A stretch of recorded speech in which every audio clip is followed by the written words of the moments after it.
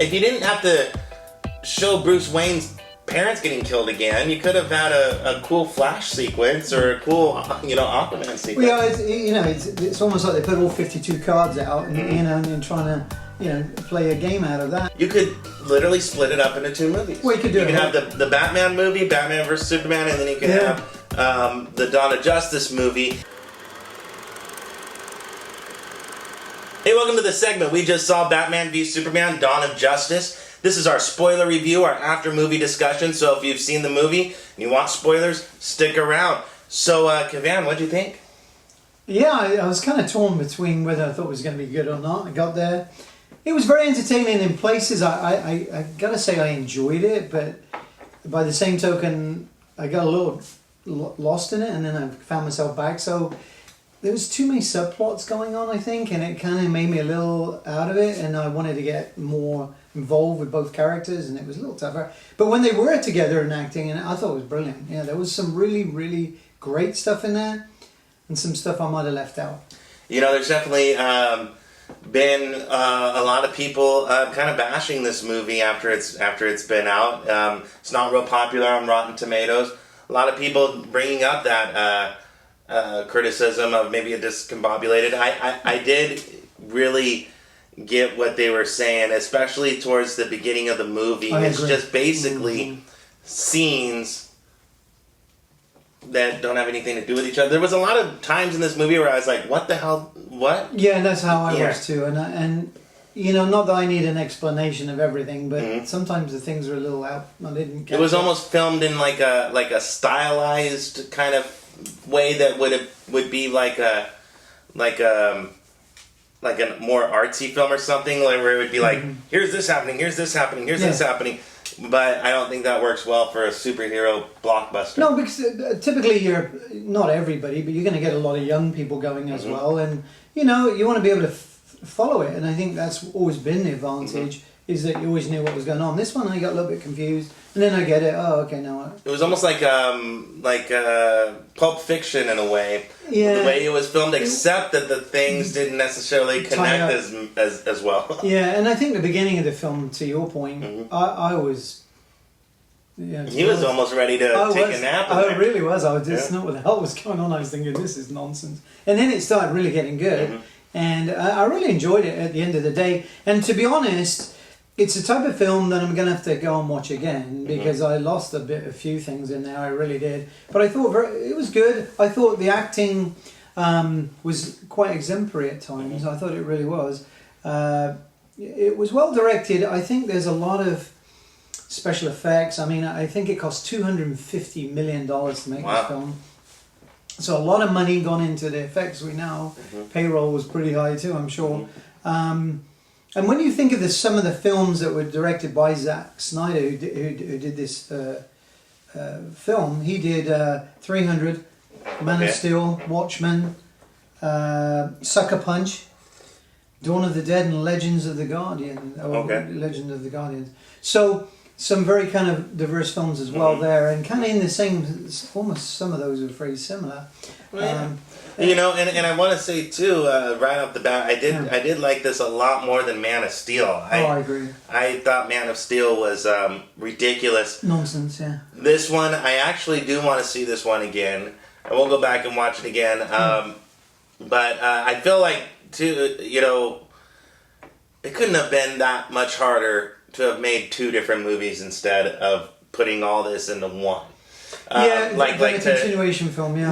Like to take that $150 million, split it in half, and have a Doomsday movie come out, and have a Batman v Superman movie. Because I think that with throwing in the Doomsday subplot and all that kind of stuff, well, it made it a long film too. Yeah. I think it was 2 hours and 33 minutes. Yeah, it was. So I mean, it's a long film, and you got to think a lot of kids have attention span of they're gone again. So it was very hard. And I was sat by a family, and the kids were all over the place, and I can understand that, because it wasn't like in the old days you watch Batman, and all those and you could kind of follow it, and you didn't really have to be too smart, and you could just kind of switch off.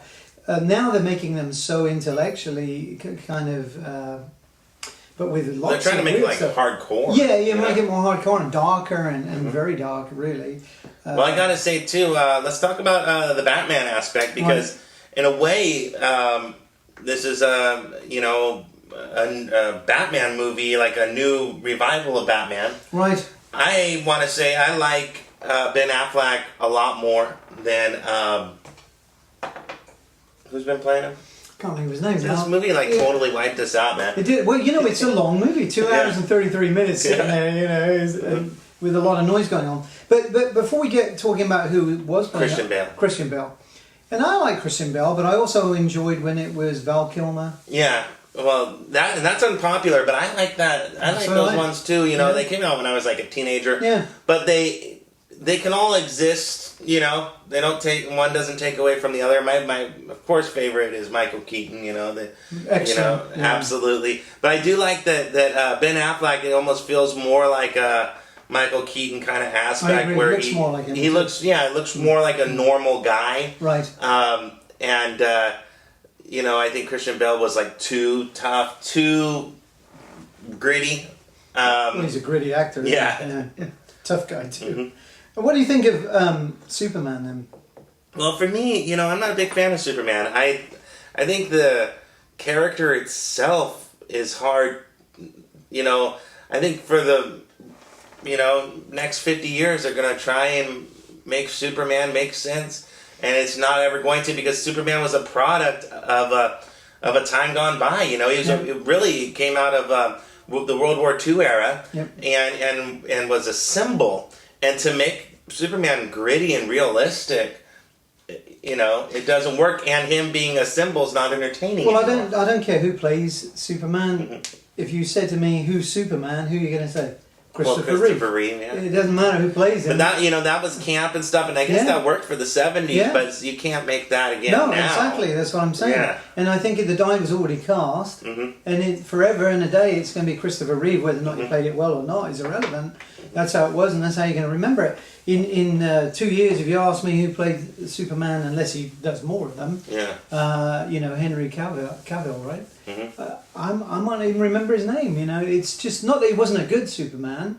Well, he's the best that Superman can be, but then again, exactly. Superman's kind of one note. Exactly. He can get killed by kryptonite. That's about it. That's it. In this movie, he does get killed, and allegedly. Yeah, but he's going to be back. Of course, he is. One thing about that too, and I don't know what they're going to do, time travel or something. But when he comes back, right? How is he going to be Clark Kent again? Because they actually buried Clark Kent's body. Exactly. How is he going to work at the Daily Planet? Well, maybe it's his twin brother. Or maybe it was a dream sequence. Yeah, because there's a lot of dreams and stuff in this one too. Maybe it never really happened. Where it just kind of gets like the part from the trailer that everybody was really interested in. The guys with the Superman logos on their arms and stuff. Was that a dream, or was that some sort of alternate reality, or who was coming? Was that Robin that showed up there for a second? I don't know what the hell's going on. That's what the problem with it. But then it would just cut straight to something completely different, another stuff. And I think somebody could take this movie and make it when it comes out. Well, when it comes out on DVD, you could literally split it up into two movies. Well, you could do. You could have the Batman movie, Batman vs Superman, and then you could have the Dawn of Justice movie, because it's just two titles, it's two different movies spliced into one. Well, they're trying to get to keep both both comics happy, DC and. But I think the reality of the situation was that the film was good. It could have been awesome. I don't think it was awesome. Let's talk about some of the scores. Talking about awesome, I looked at IMDb and they were rating it at 9.4 out of 10. And remember, that's people that have IMDb accounts. And they're voting, and then I noticed it had been changed to 7.8 now, and 42,840 votes have been counted.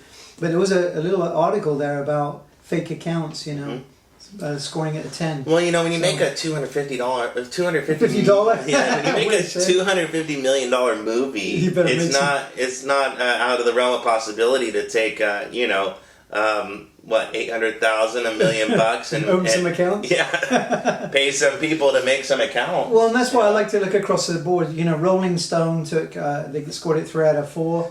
Rotten Tomatoes 31%. That's usually the public trashing it.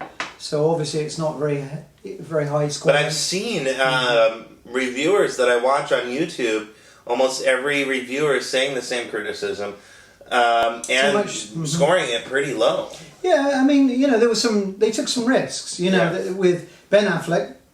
Which I never had any doubts about either. I was happy to hear from the beginning. Yeah, and I'm glad he did it very well, but I was cynical. Henry Cavill, I had no opinion on Superman, all you got to do is just be like... stand there. And good. And the one that you were kind of worried about, which was Jesse Eisenberg, I thought he did a good job. But like you said, he wasn't exactly... It was Jesse Eisenberg. It wasn't playing himself. I think there's so many options for Lex Luthor. Yeah. They went... well, you couldn't... I think they went in a direction that I don't think helped the movie. Well, no, I think they kind of took him like he was almost... Penguin or something. They're kind of trying to make him a little bit more of a... You know what people are saying, and you haven't even seen this yet, but it's funny that you would reference, that, but they're saying he seemed like Jim Carrey's Riddler. Well, that's kind of where I was going. Yeah, I can tell you were going with that. Yeah, because that was his kind of mindset. He was playing like he was insane. Yeah, it was like, it would have been nice to have had I think Lex Luthor is portrayed in a lot of the comics and in a lot of the games really have better plots, I think. Yeah. It's portrayed in a lot of the games as a genius, as a true genius. This Lex Luthor was just a crazy asshole. Right, and he couldn't string a whole sentence together without going off tangent. But what was his name that played him in a lot of the films, Lex Luthor? You said his name... yeah, well, now that you said that, Gene Hackman. Gene Hackman. Love Gene Hackman, by the way, in that role. And I also liked Alfred. I thought Jeremy Irons, I thought he brought a bit to the table. He was nice. I mean, not using him a ton, but... It was good that he was a little bit younger. It was nice seeing an Alfred that was able to kind of help out. Exactly, and I thought it was kind of cool, the controls and stuff. So I thought they did a lot of good things in that respect. Wonder Woman, could fall in love with her, right? But there you go. Well, what's funny is, they always got to take movies like this. Yeah. Reestablish these characters, but we already know these characters. Why can't they just be there and be doing their thing? Why do we have to start the movie off with Bruce Wayne's parents getting killed again? How many times have we seen that over and over and over? Come on, just give us and they really shoehorn in, Aquaman and the Flash. I mean, just kind of cameos, nothing more. Maybe they're going to bring him back. Well, yeah, I mean, they're going to be in the next movie, but why not just, if you didn't have to show Bruce Wayne's parents getting killed again, you could have had a cool Flash sequence or a cool, Aquaman sequence. Well, it's almost like they put all 52 cards out and, and trying to, play a game out of that. And you've shown too much now, and... People, 2 hours and 33 minutes for most people is too long, and especially if you're younger. That's an epic. I mean, if it was 3 hours, you'd have to have like an intermission. I think like Gettysburg was 3 hours, wasn't it? Yeah, but it just felt like two and a half hours. That was the problem. It didn't just fly by. I mean, it was it was grinding there for a while, and and you don't want to start yawning, which I was in the film, But there was some good action, and it was well done, and there was some bizarre stuff. But I think overall, I would definitely buy the film. Definitely want to watch it again. I would recommend seeing it at the movie because it really is the experience of the sound that we had. I mean, good God, the sound and great seating. I don't think I'd wait till it came out on TV. Yeah, I don't think. I think this is one of those movies that see it, they can spend $250 million because no matter what, everybody's going to have to see it. Well, they probably made it this weekend. Made it all back, I'm sure. Yeah, I mean, these are... I would love to be able to have enough money to invest in some of these movies, because, I mean, you make a Batman versus Superman movie, you could do it with sock puppets and it's going to make a profit. Well, just the T-shirt sales alone have gone up. Yeah, I mean, exactly. right away. I mean, Superman T-shirts were there at the theatre. I mean, and talking about that, there was nowhere to park. It was that full tonight, the theatre. I don't think I've ever seen it that full. Not even for Star Wars. It was packed. Yeah. I thought it was awesome, the fact that people are going back to the theatre. And there was, I don't know that I want to watch it in IMAX necessarily. because I think it's too big, but maybe because it's filmed in some IMAX camera, it might work. But I think what we saw, it was really great, the sound and everything. Yeah, and then I guess it's available.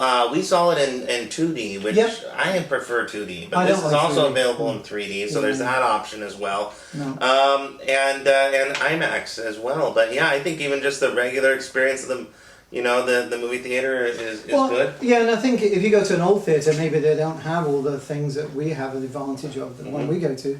But it's a really nice theatre, and the sound quality is amazing, So what do you think about the future with the franchise? I mean, are you excited, though, about the Justice League?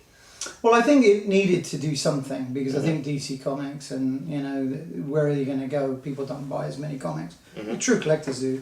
But this is where the real money is going to come in. They're just going to keep going with this now.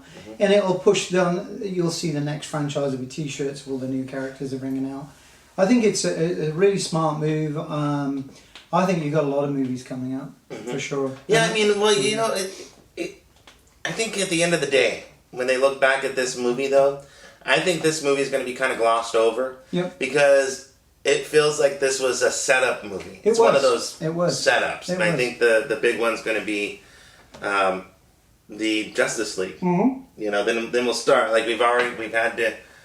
I felt like when it was showing the Bruce Wayne child stuff, I felt like you gotta take your medicine, you gotta have this every time we bring in a new Batman, you gotta watch this shit again. But like, now that that's over, and now that they've met each other and all this stuff, now we can get into some plot lines. Yeah, I think that's exactly where it's going. I'm telling you, I wish that they would take the people that are making the video games and have them sit down, write the movies, because the video games are so much better. Well, yeah, I think you have a whole different, probably a younger writer, no offense. They're probably... There's so much more intense. On YouTube, it's available. You can go and watch. I haven't even played the games, but I've actually sat there and watched all the cutscenes from like Arkham Asylum, and there's a Justice League video game like about the end of the world. And you can sit there and you can watch. It's like 3 hours long, and you can watch all the cutscenes from the video game. Much better story. Both of them. Yeah, and I think that's the problem sometimes with studios, that they get so, foo-foo, and when you're actually making a video game, you realise people are actually paying attention. So if you have anything there that's not good, they don't want to play the game. But once you're watching a screen, it's like you go like that. But once you're actually into it, you really need good visual, good story. Otherwise, you're not going to want to play the game. And that's a good point. Maybe they should, if they even don't get them to write it, they should work together. Yeah, I mean, make the, I forget what game it was, but it was like a Justice League game, and basically like Lex Luthor's kind of like a good guy in it. Right. And it's like the end of the world and stuff. Amazing story, but we're never going to see it. It's never get this kind of stuff. Subplot, but it's on YouTube. You can watch the cartoon version. No. But, so what do you rate Dawn of Justice here? Well, I'm going to give it a straight up 8. Okay. Yeah, I think we're around the same mark. I'm going to give it a B. I think I enjoyed it more than you. Yeah, I think so. But I think in the genre, it's a B. Of course, it's an immaculate movie when you compare it to all the movies throughout the year. But if you compare it to what's going on in superhero movies, it's a solid B. It's not perfect, but no. I think, like I said, if it wasn't for some of the acting in there, I think it would have creamed. It would have fell. I loved everything. I like the new Batman. I wish that basically, it's kind of like the whole Batman versus Superman thing was kind of like weird anyway. Well, yeah, it was kind of glossed over. It kind of ended too soon, I think, and when it was out of character for Superman. I'm telling you that right now. When they kidnap his aunt, I mean, I'm not Superman, okay? But I'm telling you, I would think that all-American superhero guy, somebody kidnapped your aunt and said, or your mom or whatever, and go kill Batman, he wouldn't have, I don't know, he wouldn't have been fighting him like that. I don't know. I guess Batman kind of forced him to fight, but it seemed out of character. Yeah, it was kind of strange, that bit. But, they had to get the movie going somehow. But I think, 8 is where I'm going to give it. Okay. But I will buy it. I will preface I want to see it again only because it was so discombobulated. Yeah. I think I need to sit down and try and figure see if I can connect any more dots, but there was some weirdness in there. I did find myself several times being like, wait, what? Well, and What? normally we What tend I to missed? sit close together, one next to each other, but we were kind of ways away today. And you know, I often look at your expressions, where if you're in the movie with me, as it were, and what you're thinking. And I didn't have that to do, and I just kept thinking, I wonder what he thinks in this bit, because you know, I wanted to kind of look at you, and go, really, or whatever. So I kind of lost that little bit of feel of the movie, really, because I didn't have that, you know, person to liaise with, as it were. So yeah, it made it a little tough at times, I think. But yeah, You missed me. No, well, not that, but I mean, just knowing where your kind of mindset is, and if you were thinking the same thing as I was, you know, because at the beginning of the film was, still today I'm confused. I want to watch that again. Yeah. So I'm going to give it a thumbs up, but not 2 thumbs up. Yeah, you know, it's I mean, you're gonna go. You've already seen it anyways. Yeah. Your friends are gonna go see it. Everybody's gonna see it. Oh, They're you gonna gotta watch it. Make $700 million profit. Yeah. And but I am looking forward to the day when we get to see, you know, Batman and Superman and these superheroes just in action. We don't need to keep establishing all this stuff. We know he comes from Krypton. We know Bruce Wayne's parents got killed. Let's get past it, all right? We'll be happy to chat to you, Hollywood, and help you with these ideas. Yeah, all right. Yeah, give us a call. Give us a call. And subscribe to Blue Number Media. We're going to be back here next week. We do this all the time. And we do lots of different videos throughout the week. Lots of different stuff. And this is the Hollywood Movie Report. We also have the Movie Fans React. We do. And so we talk to them. And yeah. And it's kind of interesting what they had to say as well. And they weren't even paid. Everybody Not thinks they're even always paid. Yeah, they were saying, they're saying good things because they're paid. Really? I wish we were paid. I wish Hollywood was like paying us to do this. All right. really. Anyways, thanks for watching and Yep. cheers. Cheers. Slange.